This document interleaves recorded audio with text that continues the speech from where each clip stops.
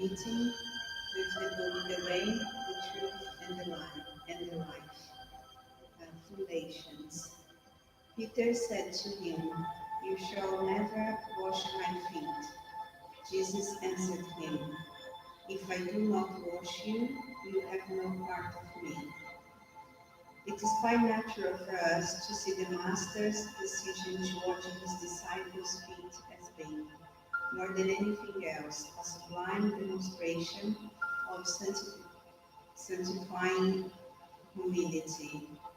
It is right for us to begin with examining the intellectual interpretation of his divine acts, but then we need to proceed with a more in-depth analysis.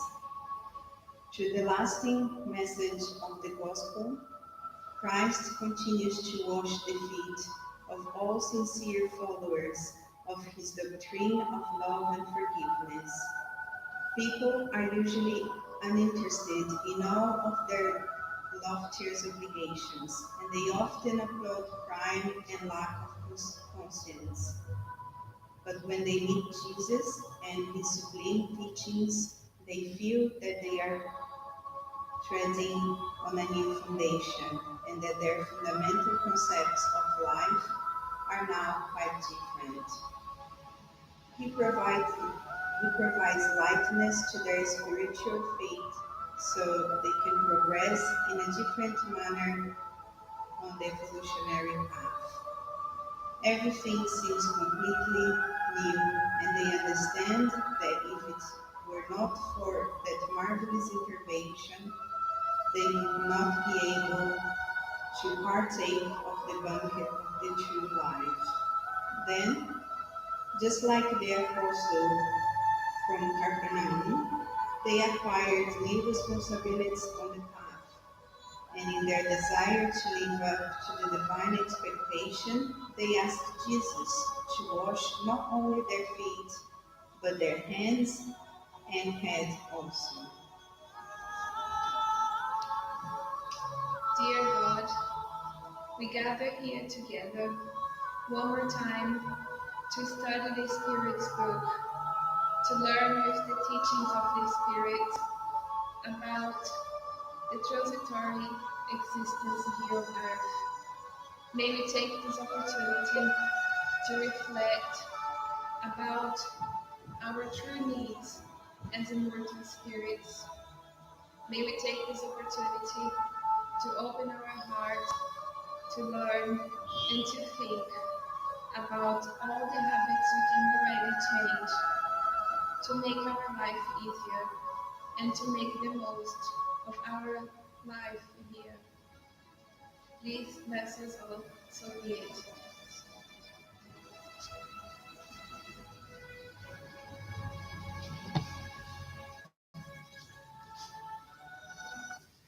Welcome all of us here tonight, ourselves and all of those in the spirit, but also with us here as students, as we all are, about the natural laws in the universe, which has been presented to all of us through the Spirit's book by the Enlightened Spirits, who are workers of Jesus, that is helping humanity to understand life from an immortal viewpoint onwards.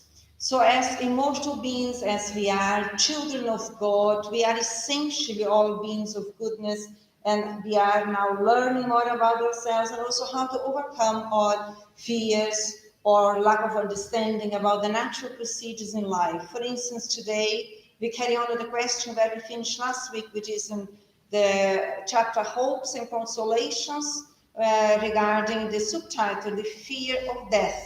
We started last week. Let's explore a bit about that.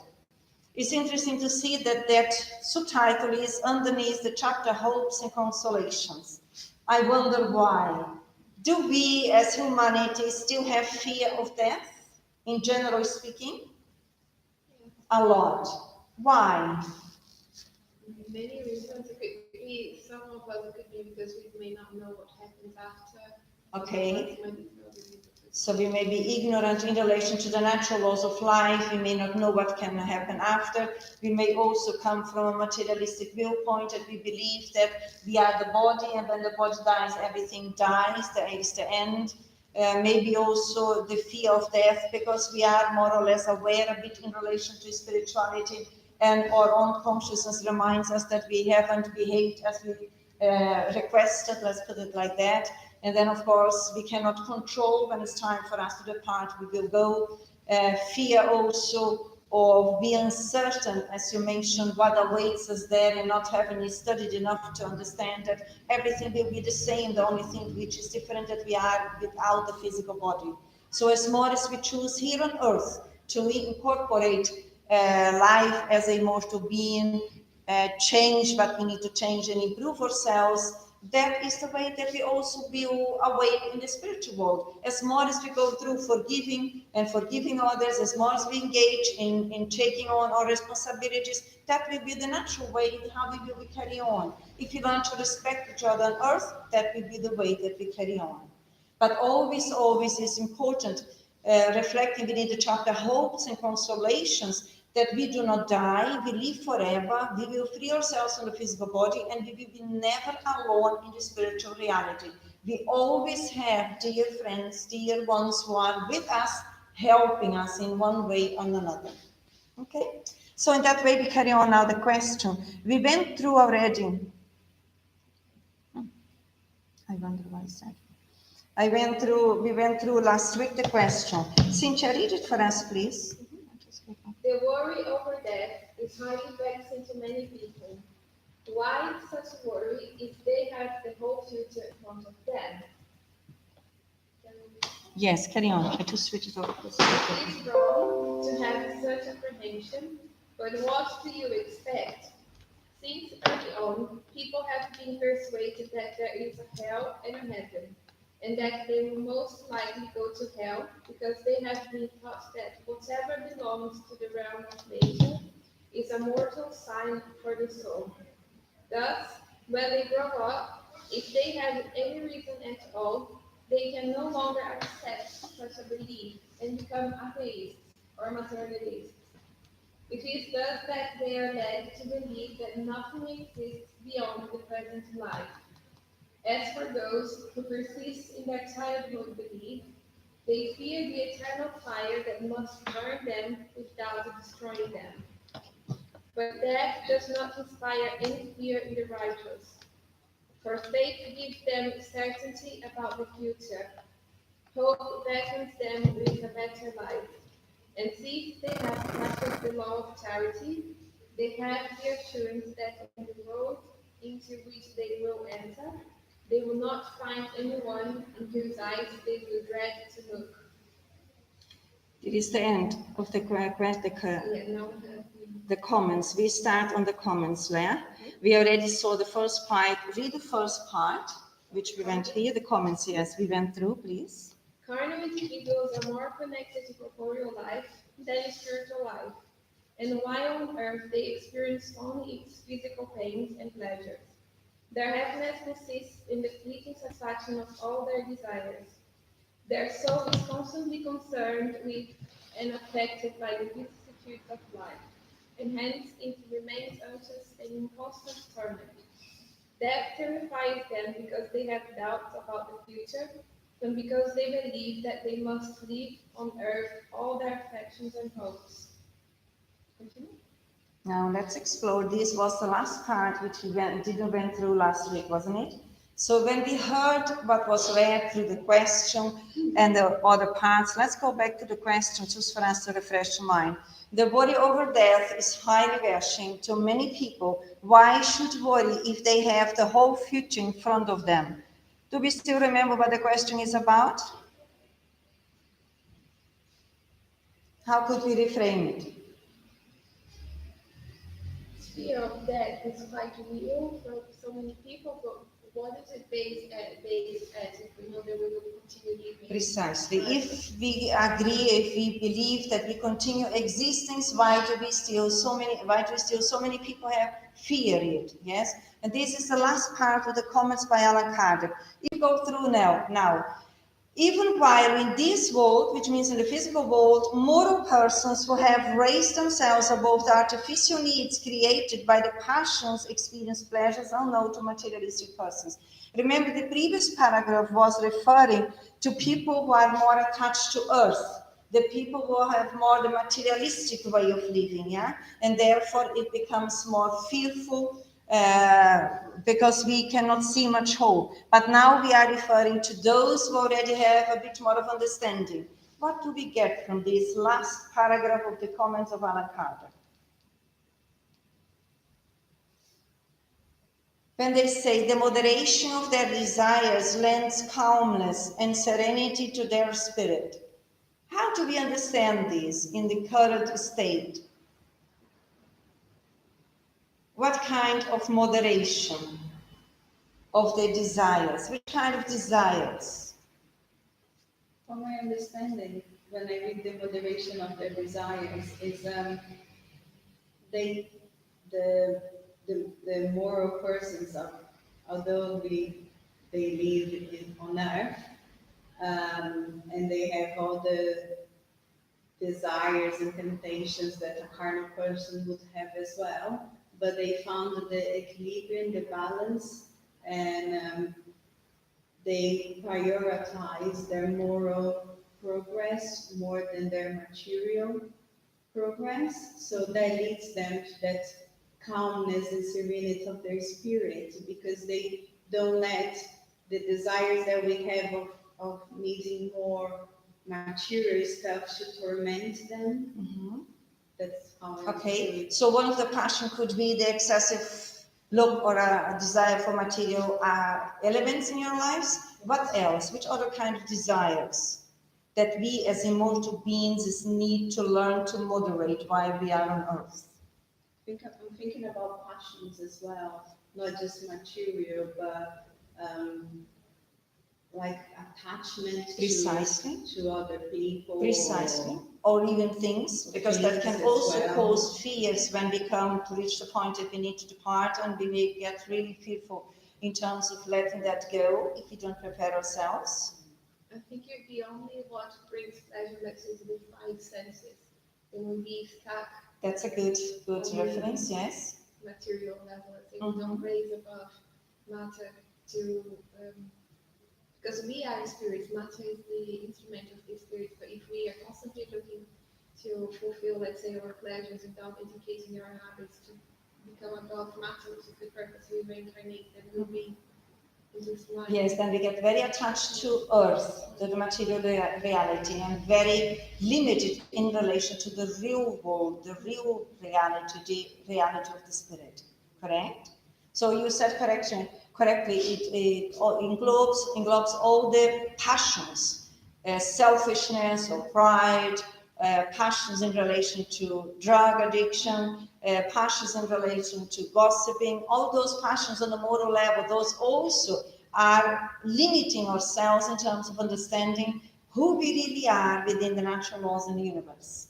We are immortal beings, spirits. We have been created by God with love in order for us to learn to love in our journey of progress. And we are not from earth. We are just transitory on earth as learners, as a school of God. Let's carry on then, where we stopped. Happy with the good they do. They are no disappointments and vexations. Pass lightly over their soul without leaving painful marks. What can we learn with that last remark regarding the question 941? I think that is adding what we just said. Happy with the good they do. When we detach ourselves from selfishness, that we just look in our narrow-minded way of life, we learn to engage in the tasks that involve humanity collectively, and we do the good as a free choice, spontaneously. We will not deal with disappointments. Yes, we free ourselves from ourselves in relation to the illusions that we may still bring with us, that is still referred to selfishness, is still attached to only mine or mine belongings or mine things, but we open up, we free ourselves in that way on the emotional level. When I heard the last paragraph, the happy, it came to my mind that we must learn to be simple and to live simple. Because sometimes I tell for myself, we complicate our lives. Yes. And when we just learn to just be simple, it's much easier to go through and not leaving painful marks. Yes. Simplicity of heart, let's make this. Simplicity means we learn to be simple, we learn to be humble when we learn to go through our complexities that we accumulate throughout our journey and realize that most of the time they are illusions. We don't need those values. We are on earth temporarily and we need very little actually in order to evolve, in order to progress. And it's more simple we make our living, easier it will be.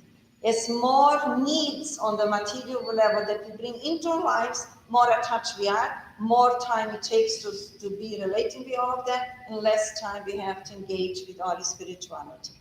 Yeah? Not to say that the material aspects are completely irrelevant for the spirit, not at all. We are back to the school earth in order to learn to interact with the materialistic aspects, but from a spiritual perspective.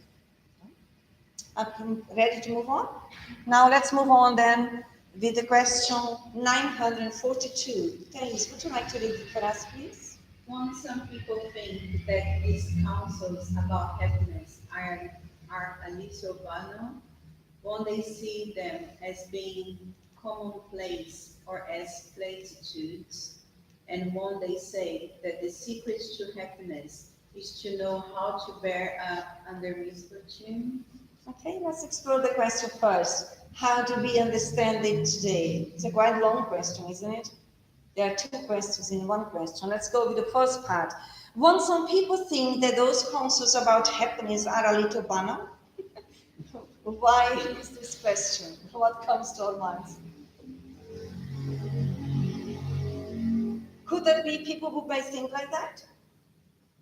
Yes, why? Why? Because again, they are attached to the material aspects of life. So they might think, why am I going to think about my moral progress if that's not going to make me happy? What makes me happy is having success in my career or getting more and more, like being busy because I'm a big person and I'm very responsible and having a new car, a new phone, and all these things. So for them, they might see, no, this coaching about happiness is just, it's just blah, blah, blah. Yes. That's not going to make me happy. Besides, they may think, well, you don't have evidence what you're talking about. But it's not counterfeit reality. Huh? Why be happy later if you be happy now? Precisely. Why be concerning or be happy later if I can be happy now? But the question is, which kind of happiness are we feeding ourselves with? So usually that is the ego way of being happy, like children, as the Enlightened Spirits tell us. You are like children, playing with the little toys. If you don't have them on materialistic level, then we cry and we get disappointed, we get depressed. Here we are really reflecting as brothers and sisters in humanity on a deeper level. Real happiness comes from God, as always Emmanuel teaches us. So we are reflecting about God's laws, which are the natural laws in the universe, and therefore it may seem, it surely did for us as well, if it doesn't today, but in previous existences, in some level, it also sounds very banal for all of us, because we are also coming from the materialistic, emerging from that. Thank God we are already here. And then the second part says, when they see them as being commonplace or as platitudes, and when they say that the secret to happiness is to know how to bear up under misfortune, what is the next part here referring to?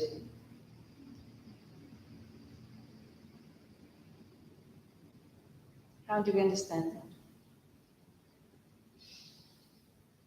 that? Reflecting about the real happiness from a profound perspective of life, would that not seem like trivial? Isn't it? Could that be?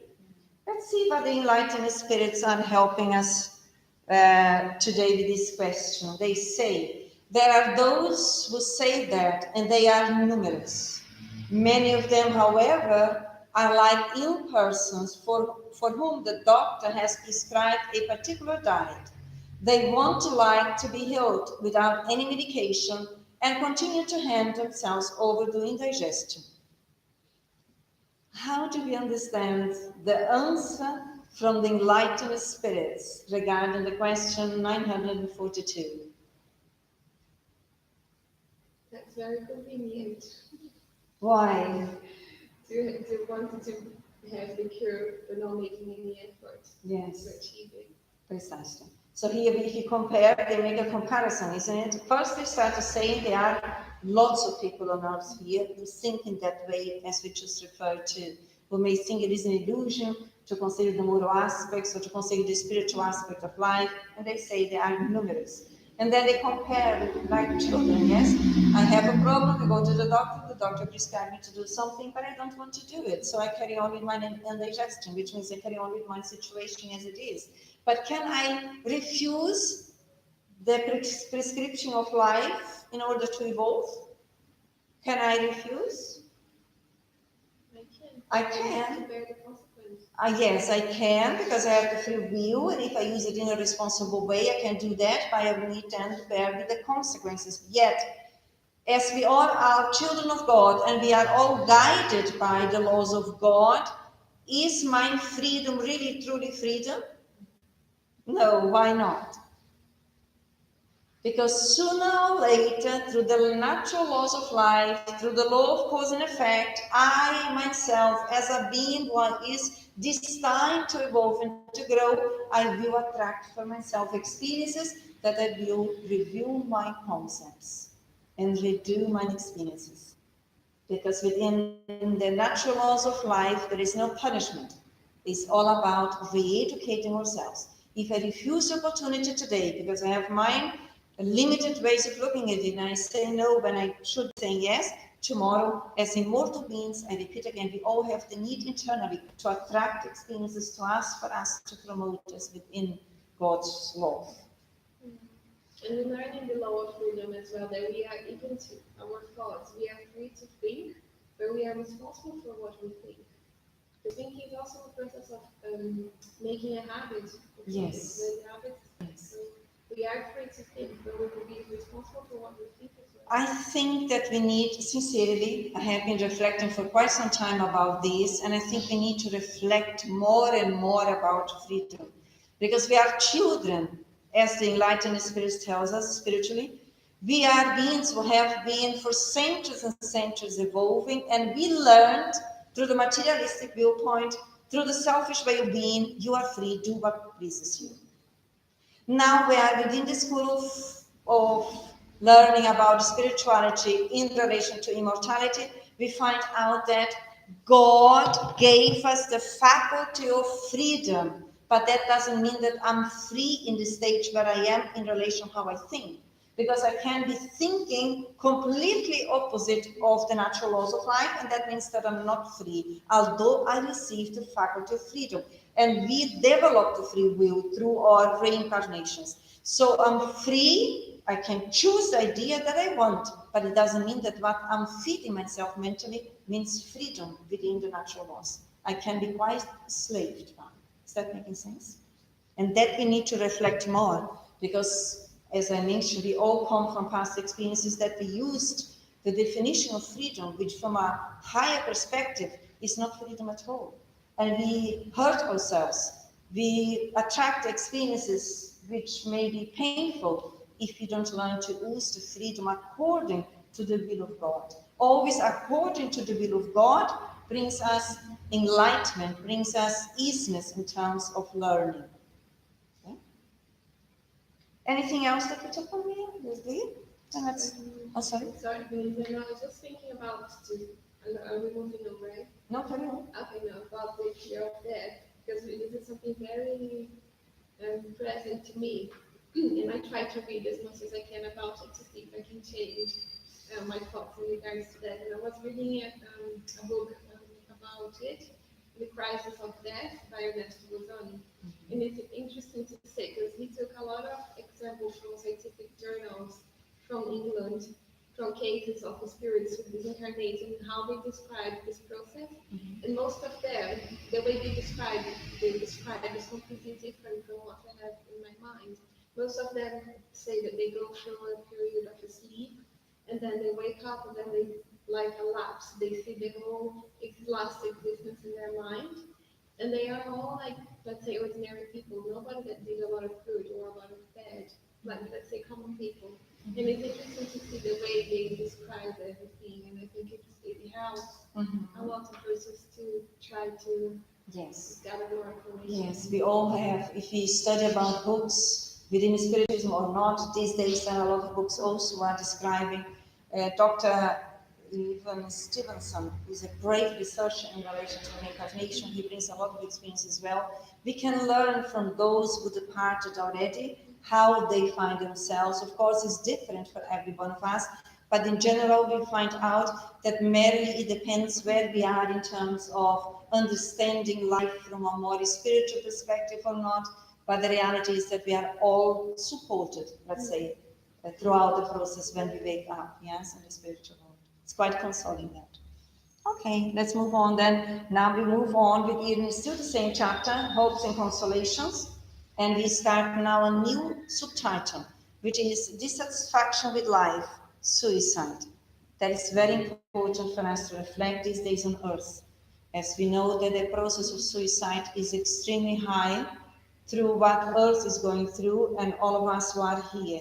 And within Spiritism, we find hope and consolations in relation to our distractions or dissatisfactions with life. Let's explore the title first. What do we understand about dissatisfaction with life?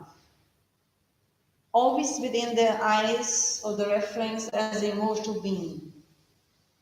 If we are children of God, as we are back to the school earth where we have been, majority of us, if not everyone previously. We came prepared from the spiritual world what we would be doing, knowing that would be good for us. So why, when we are now in the flesh, in the physical body, why are we so discontent with life? Well, those that don't understand it, and things go wrong. This is their one and only life, and they may build up a business. It's gone bankrupt. His marriage might have broken down, and he's divorced, and he's miserable, and he's unhappy. He could go nowhere to go, nothing to do. Everything's gone wrong for him. Therefore, that's why he understood, as you mentioned, the Royal Cause effect. He understood there was life afterwards, and it's wrong to kill, and it's wrong to commit suicide, and it's wrong to kill anything. And if he knew that, then he would have put up with it easier. But he's got nothing to. It's just nothing for him, so he commits suicide. It's nothing for him or her, Yes. or I may not see anything. I may not I may not see there is anything there for me. Exactly. Because I may not see, because that is my state of mind where I find myself. Because there is plenty for us, as the spirits teach us always to do. First, to engage if there is something there, ask for help. Let's say if my marriage broke down, if I lost my job, if I feel that I'm in a stressful moment, I feel that I'm struggling with myself, let's ask for help. But in order to do that, what do we need to develop? You just mentioned the example, let's say I'm a very high flyer and suddenly I lost my job. What makes it difficult for me to ask for help? My pride, yes? Because if we learn to be humble, we will find ways to ask for help. That's always They don't notice something afterwards. They believe this is the one and only life. They won't get onto that wavelength of understanding. One of my best friends, he had a brother. Something went wrong with the marriage. I don't know what it was. Something happened, and he committed suicide. Everything else was going wrong. His job, nothing was working for him. He wasn't happy. And the next thing you know, he committed suicide. Because we sometimes, that happens quite a lot when we reflect about our brothers and sisters in humanity, or sometimes even ourselves, that we may go through considering suicide. Because it's much more deeper rooted than we may think. Sometimes we see people on their appearance and we don't know what goes on within them. with the despair that they go through. And we learn that sometimes on the appearances, we all appear normal. Yeah, let's put it like that. But internally, we bring conflicts as spirits that we may never share with someone because of cultural viewpoints, limitations, or whatever. And that if that is not processed, that can pile up, can really become bigger. And on the top of that, we also have the other element, which is the interference of the other spirits. Those which usually are behind also expanding the ideas of suicide. Not that they are responsible, only we are responsible.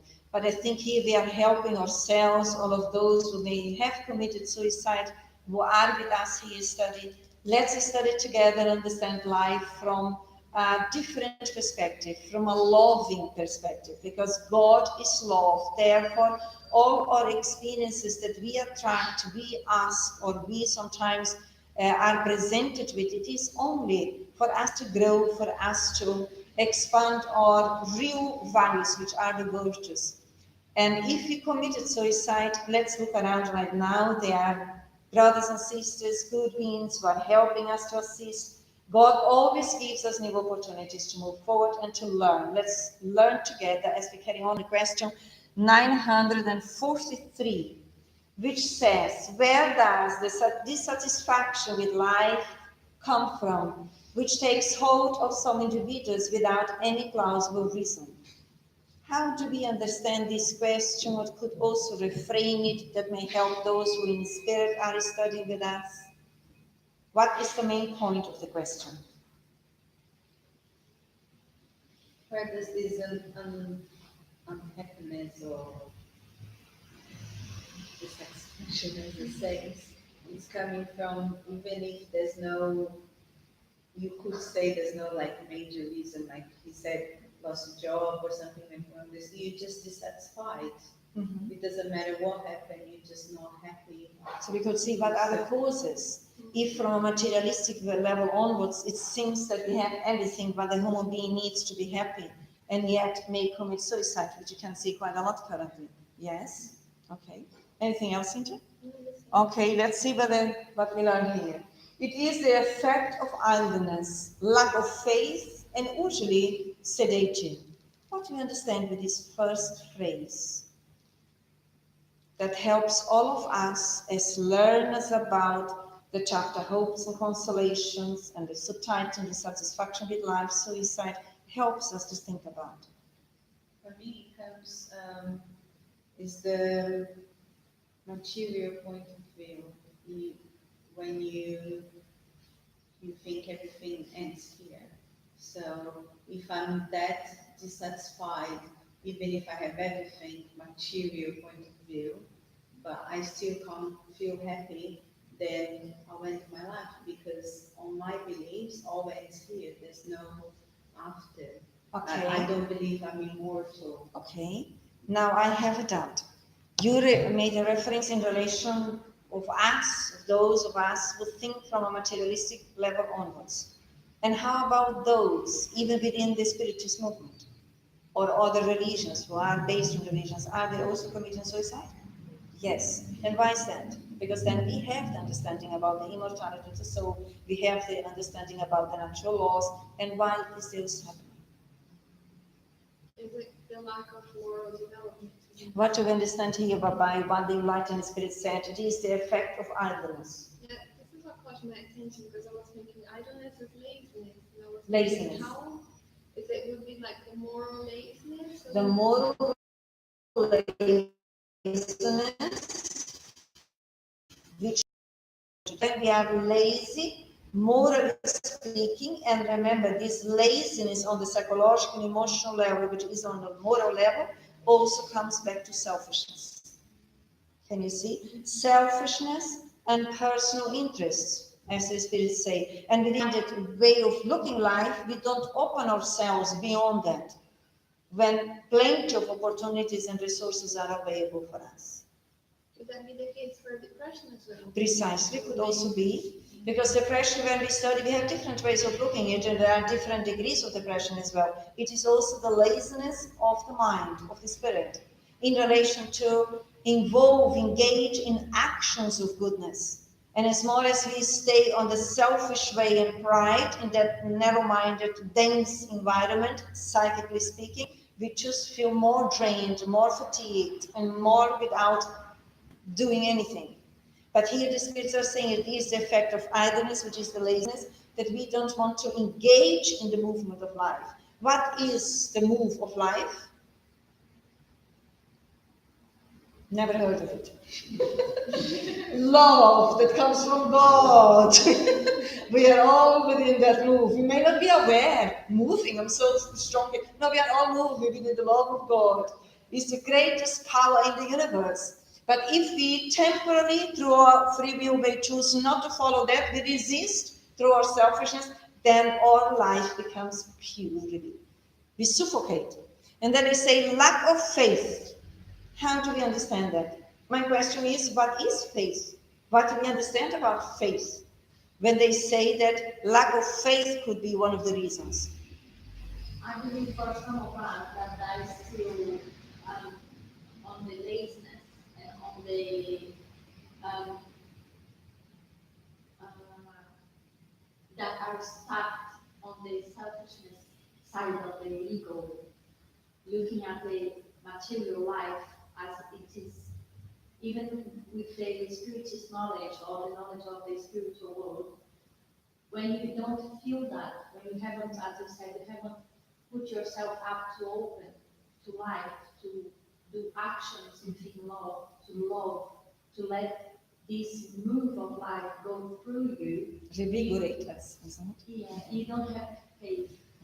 This faith is empty, is a wish, is a thought. We have a human faith. You have like a psychic, a mental faith, not a faith within yourself. Yes. It hasn't come up. It is the blind faith that the gospel teaches us about. It's a faith that you have because you heard of it, because somebody told you, because you read in a spiritist book or you read in the gospel that there is life, there is God, there is hope, but you just read that, you just heard that, you don't feel it because you don't do the movements within mind, within love.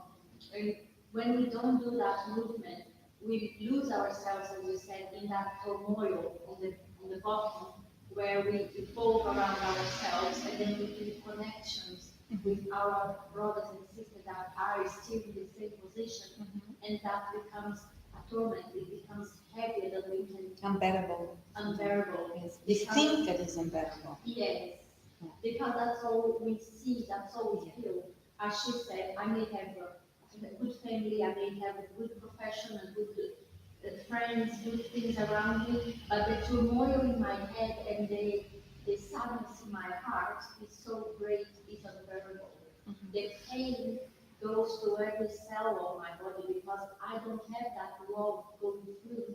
I do things mechanically. I do things that I ought to, as an obligation, not because I find any life on it, any love. I don't find purpose. We engage with the experiences. Let's say we are, if we consider us immortal beings as we are, our psyche is divided with the reason and emotion, yeah? And we engage following our thinking more on intellectual level, but we don't engage on the emotional level. And the real experiences only happen, we just consolidate them when we choose to engage emotionally. Therefore, we may know a lot about the spirituality cognitively, but if we don't choose to put that through our actions, through our behaviors, where we engage emotionally, when the challenges of life come with the part of our existences, we don't have resistance on the emotional level. Because faith is a sentiment, as the Gospel according to Spiritism teaches us. And it's a sentiment that comes from God. So when we are considering suicide, where are we in terms of our sentiment in relation to God? Are we close or are we departed? Departed. Distance, yes? Because once now we go towards our Creator who is love, we feel loved because we already bring that love within ourselves. But we need to activate our willpower to do what He wants us to do. To go through the trials that we choose to go through in order to expand the love within. And as more love we give to others, more we receive and feed ourselves through this infinite fountain of love. Once we activate it, it will never dry away. Does that make sense? I see that it's needed for us to go through the process to lead it, because most of the times we wish, we want, but in a cognitive level, if we don't put ourselves into choosing that's what we want and living it, going for it, and we just wait to feel that faith, to feel that hope, to feel God, as if it's something that's going to come from the outside magically, then I can't go from where I am. Yeah. I lose myself in that turmoil. We may quite often, in these certain states of mind, blame God for our state, emotional, psychological state of mind. We may blame society that way because of this. We may blame, when you referred previously, if someone doesn't want to stay anymore in my relationship, I may blame the person.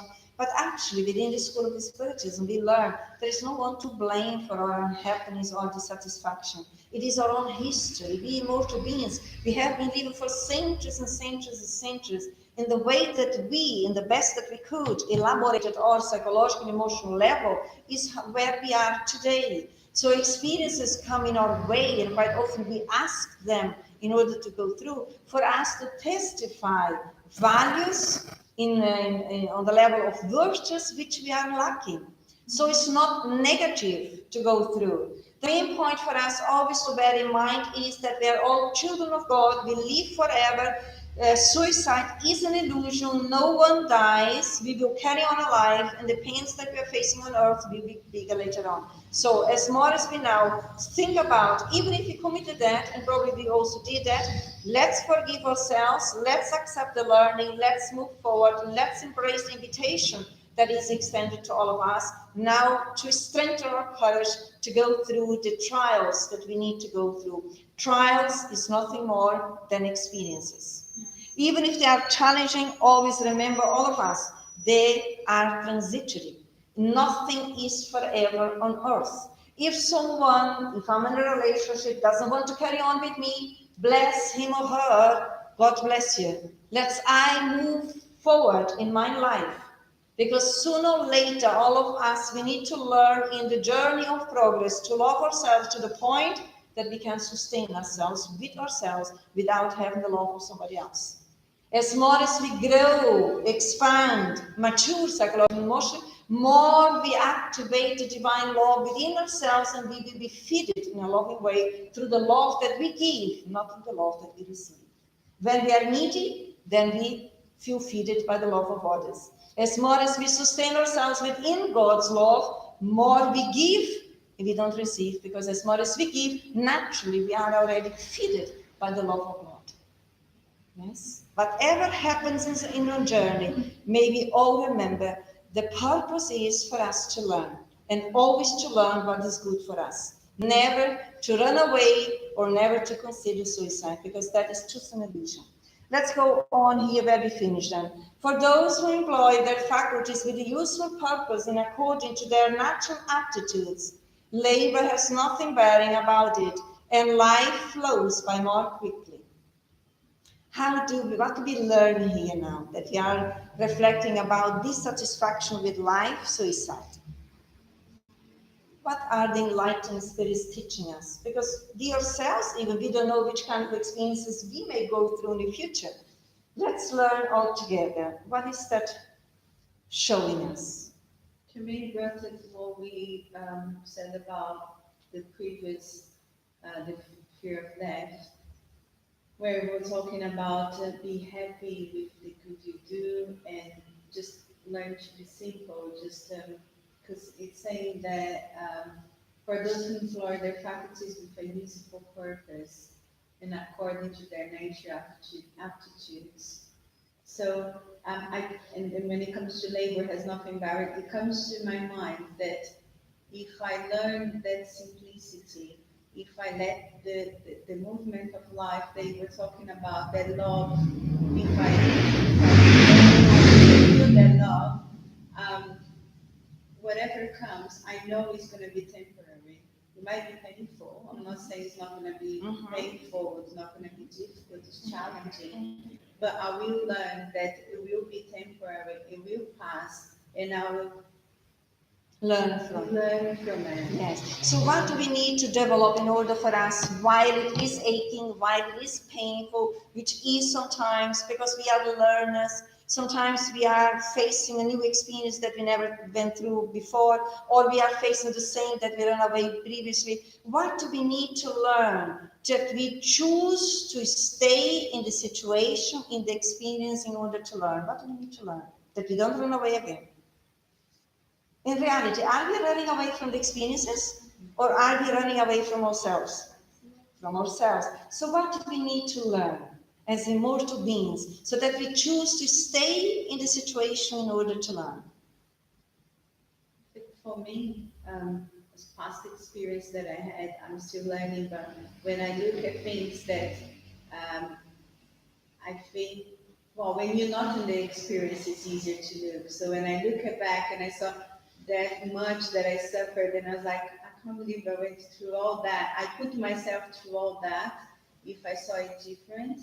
So for me, I had to learn, or I should have learned in that experience, to be less rebellion. So less rebellious means more? Humble. Yes, so definitely we need to learn to be humble. And faith as well. Yes. And faith, as we just went through, is a sentiment. Faith is based on our emotional intelligence that we are developing according to God's will, according to the natural laws in the universe. What else apart from humbleness?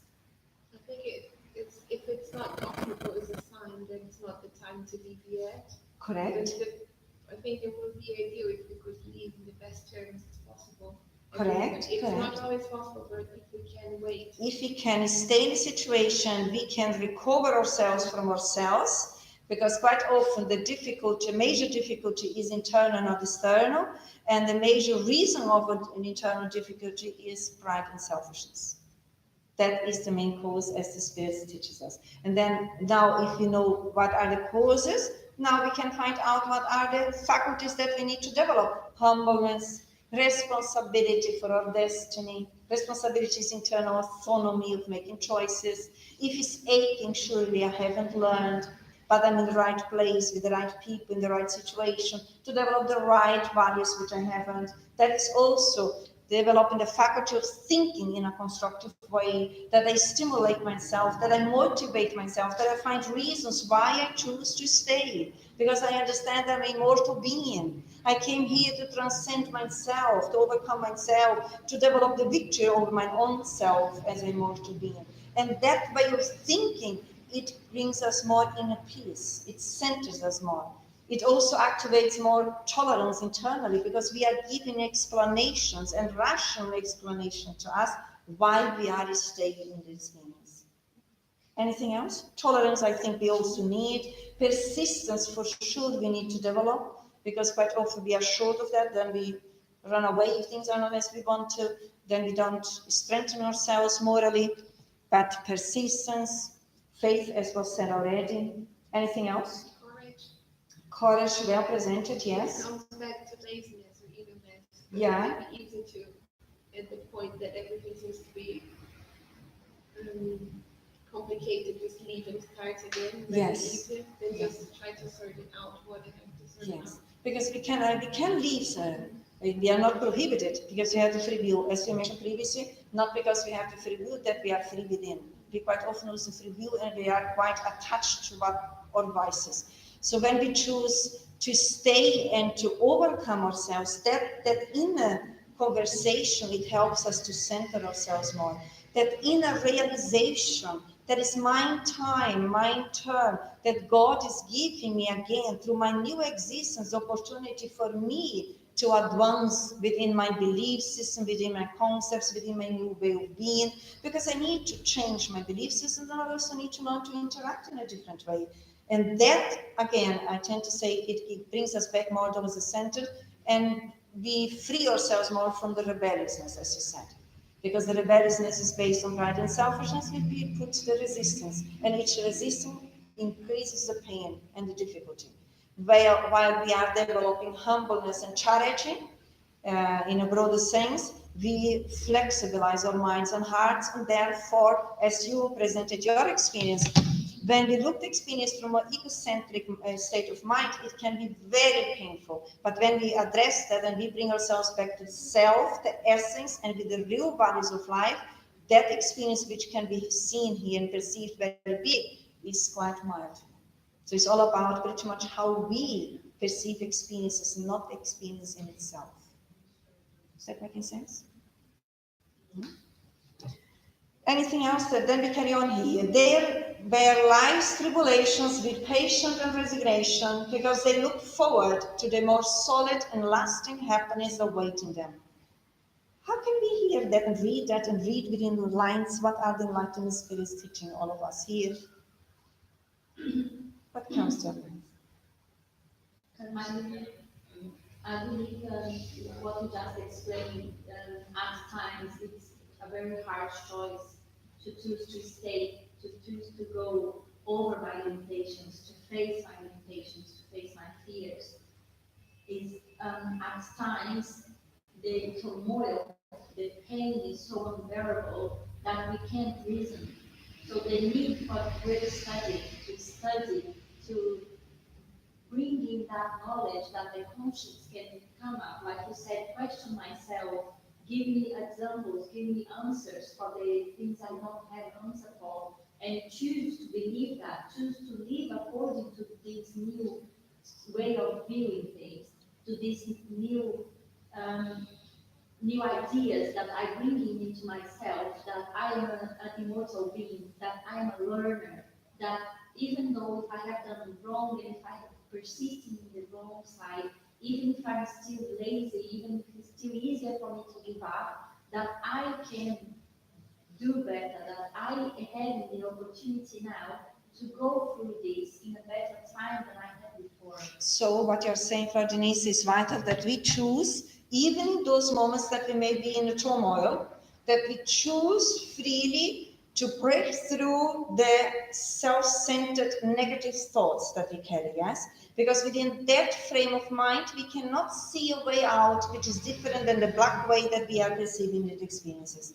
If that is difficult, that I cannot manage it by myself, what can I do? Ask for help. There is always, the spirits always say there's always help. I just need to break, again, free from my pride, that I need to now talk to someone and say, I need your help. Because when we are very proudful, we find difficulty to do that. The other way, I may choose, these days we have so much material available, to read some things, some message, some words, some note that lifts me up. To consider what other options, in which other ways can I address these experiences that I'm going through? Why I'm suffering so much? What is the reason? Try to understand myself. Because the patience, the humbleness, it may be so out of me, so far away from me that they are not comfortable for me, even to try at first. It may be so uncomfortable to try to be accepted, to be humble, to develop, to let my faith come up, to let love cure my pain. Faith is a consequence of living according to law. Yeah, because once I learn the things that it helps me to make different choices, I will have different consequences. Yes. I will have different opportunities.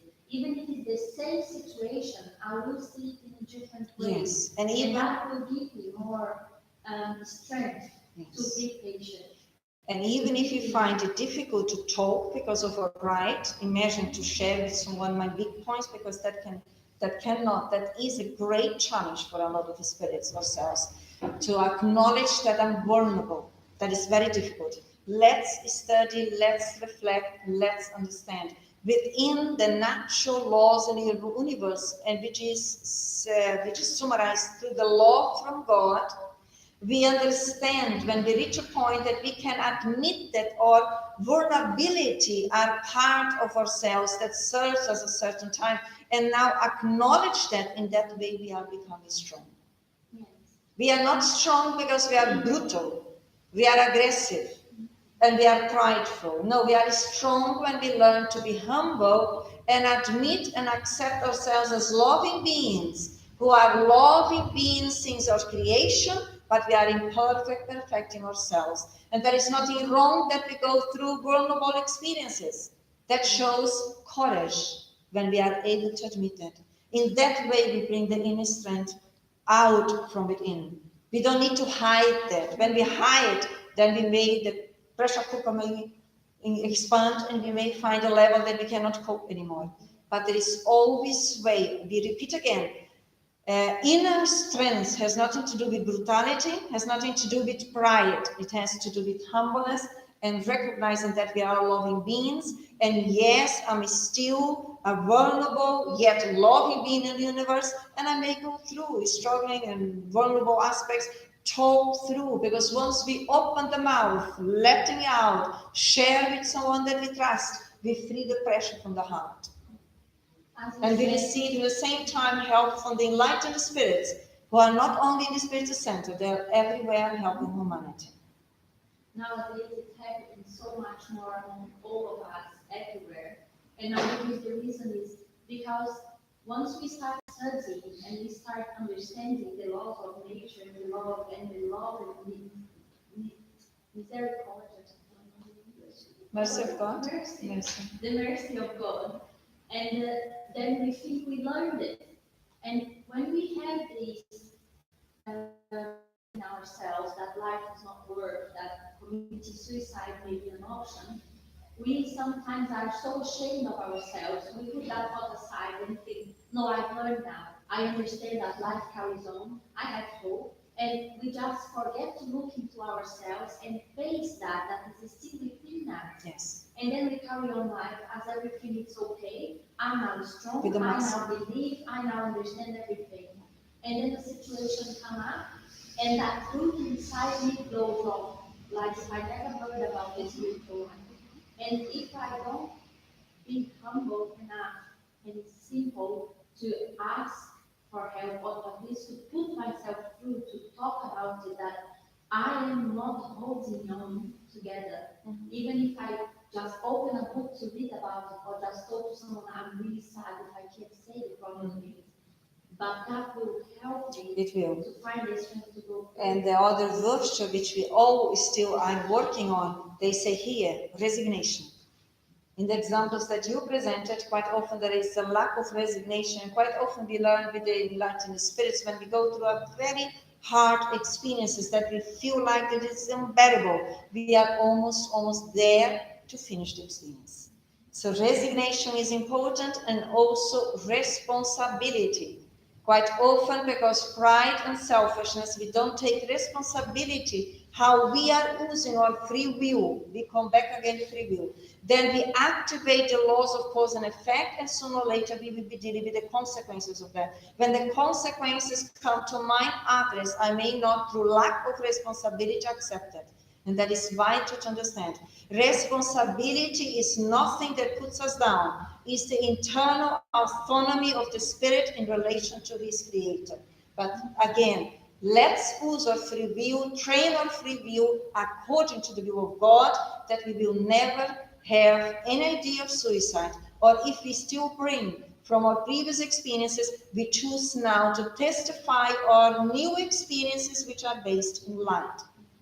One thing that was somebody said before, and now I see for a lot of people it can be a huge hope just to use, like for the alcoholics and they use, is to say, I choose to stay just today, and tomorrow I will see what I do, because that will give a space for something else to give me hope to hold on to. Because if you put for a person in this situation that almost stay and just choose you have like an obligation, and the person thinks, I'm going to choose to stay forever for 10, 20, 30, I don't know, 100 years in this pain I'm feeling, and I have no reason for it.